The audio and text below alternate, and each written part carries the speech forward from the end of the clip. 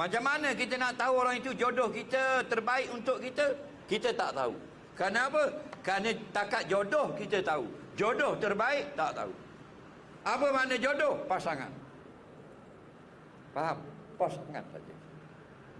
Kalau dalam perniagaan orang jodoh tu kita panggil partner.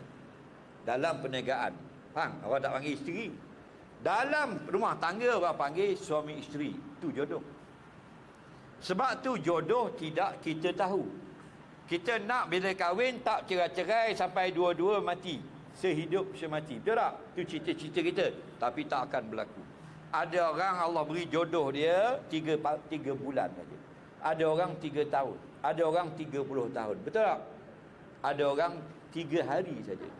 Ada orang tak dan duduk tidur bersama, berbalah atas pelamin, berebut pisau, bercerai dah. Nampak? Berebut pisau nak potong kek. Nampak tak? Tu. Sedang tengok bercerai-berai habis. Padahal masa dia kahwin tu seronok. Itulah.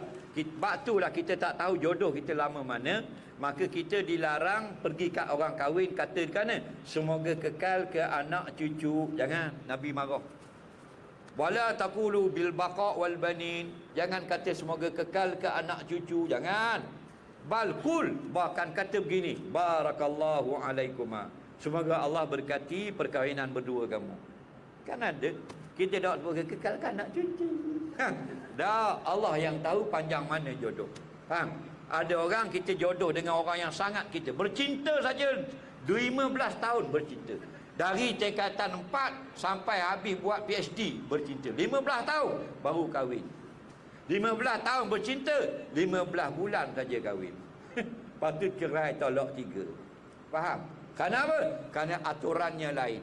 Allah jodohkan dengan suami pertama 6 bulan, suami kedua 3 bulan, suami ketiga kekal sepanjang hayat. Faham? Itu rahsia Allah.